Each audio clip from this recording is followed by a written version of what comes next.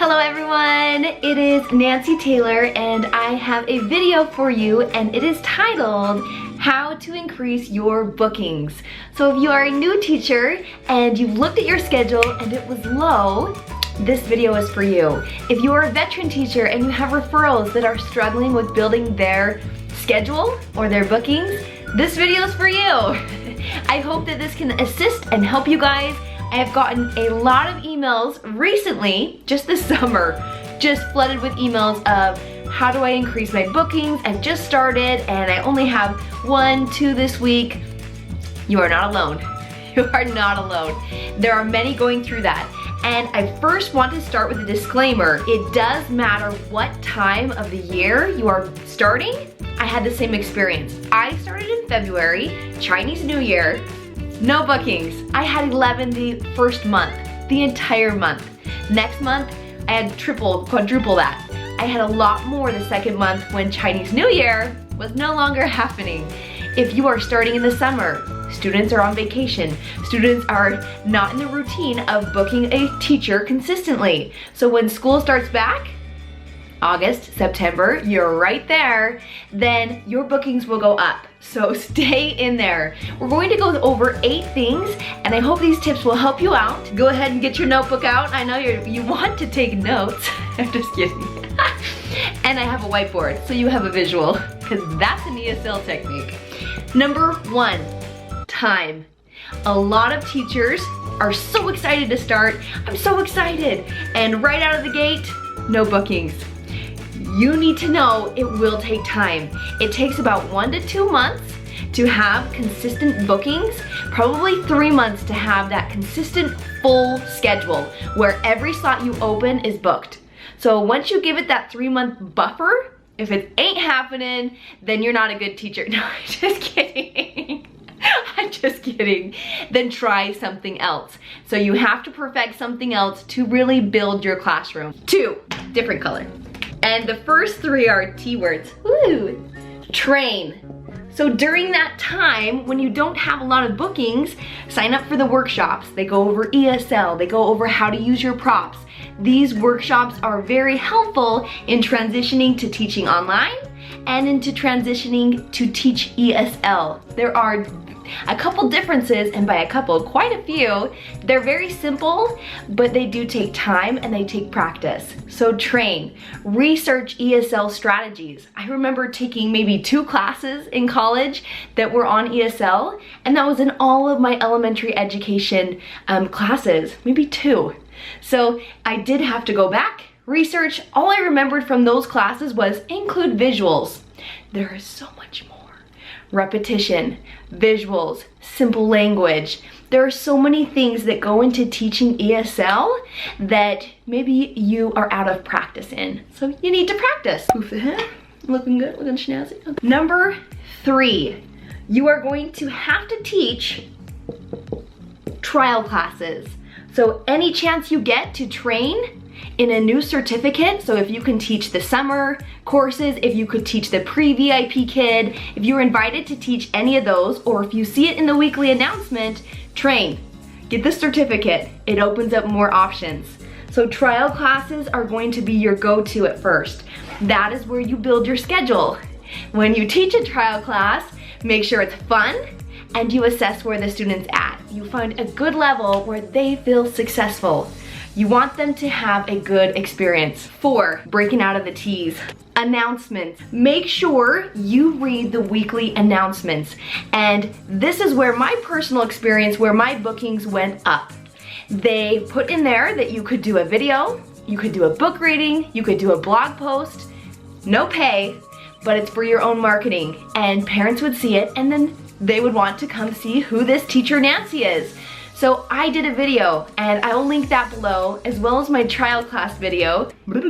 After they put that video on the website, they would let me know it has this many views and this many views. It was so much fun. So that's really how I got my name out there to start. Number 5. And the 5th one, these are all to do outside of teaching. We will go into teaching in just a minute. Profile. Your profile includes your picture. Make sure it is professional, or if you are like me and you do it yourself, just make sure you have good lighting and a headshot that looks positive, you're smiling, it looks professional, even if it's not. Make it look like it is. With your bio, list your academic achievements. This is huge in Chinese culture. You want to make sure that you highlight your schooling, what your degrees are in, also your experience in teaching, and include in there your family and the things you like to do. So it's personable, they can connect with you. Also have an intro video. Don't make it something that is a chore to create. Have fun making it. I'll link mine below. I just redid it, so hopefully you enjoy. I just used the script that Vipkid gives us, and it's very simple. It's 15 seconds, and that's it. Let's go into the classroom. So we're going to go into 3 tips on what you can do once you have a booking. Yay!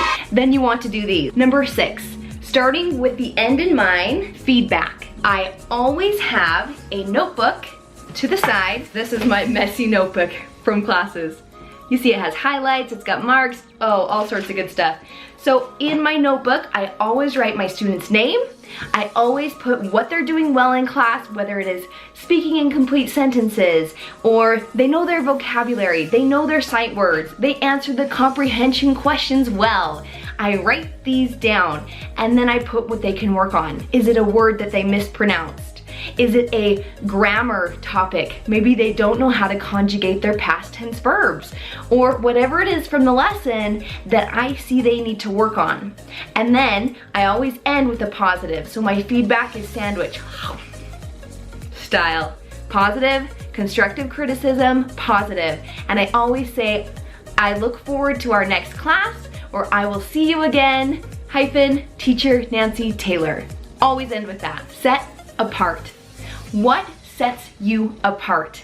Is it that you are the fun teacher that has this thing and has lots of energy and a colorful background? I know that I'm the teacher that has the baby. When they saw my video, they said, "Where's Ava? Where's the baby?" Like, I used my child to get bookings. She totally sold me. They were like, "Where's the baby?" Like, it's just you?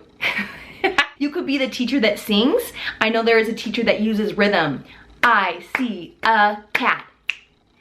I see a cat. You try. I see a cat. Are you the rhythm teacher? Cat? Make sure that it is you. Don't create something that you are not. Make sure that you set yourself apart because it is you. Maybe you are the really loving and supportive, kind of quiet. You create a comfortable atmosphere for your student to be in, and you have pillows and blankies and warm cuddly teddy bears. Just kidding. Be you. Number 8, and the final one, when you are teaching, connect with your student. You can usually leave a class and feel like, oh, that went well. And if you leave and you don't feel like it went well, you'll be amazed. If you gave it your best effort, they often rebook you if you did your best. So connect with a student. My higher level students, I majority teach level 3, 4, 5. That's just my forte and the students that gravitate towards me, which I love because that's the level I enjoy teaching. I always ask them, how was your day? Right on the first slide. Hello, Kimmy. How was your day? What did you do today? And they have to think about it. Oh, you did homework. They always do homework, always. I'll say, did you go outside? No, just homework? Okay. And then maybe I'll tell them what I did. I went hiking. Do you know what hiking is? Maybe they do, maybe they don't. I love when I've gone on a vacation and I get to share pictures. I'll share with them. I went to Hawaii and I'll, yes? Hello, Lisa. How are you? I'm very well. How about you? I'm doing great. Lisa, what did you do today?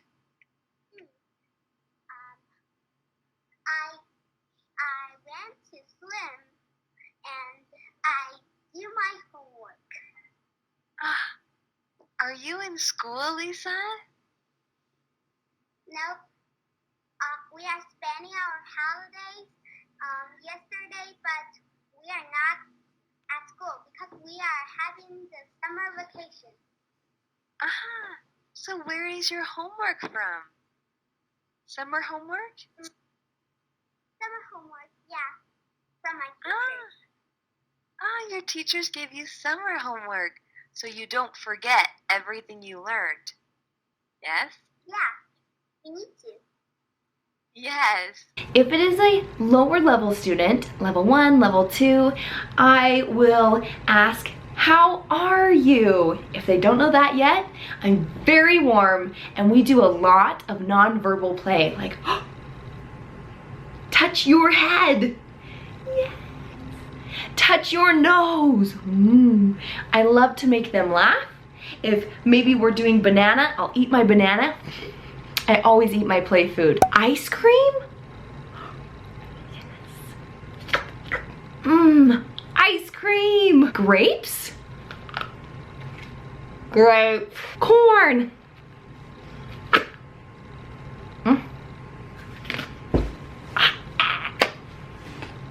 They laugh every time. And they love it. They have fun. Find a balance in silly and in serious, because some students, if you're too silly, will take it and run with it. They will get crazy over there.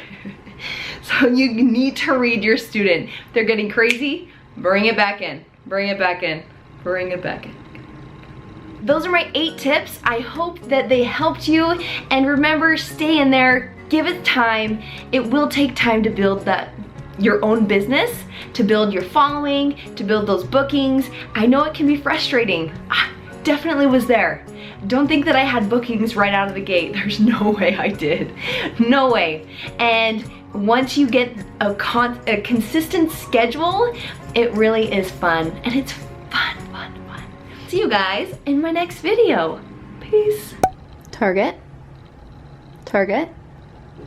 Target. Target. Target. This is from my classroom. The only thing from teaching. Ava loves my new addition to my wall. She says frog, but it sounds a lot like the F word. She says frog. Frog? Good, Ava, good. A lot of people ask where this map is from. Target. And right now is they're back to school, so go to Target and you can find it. Ta-da!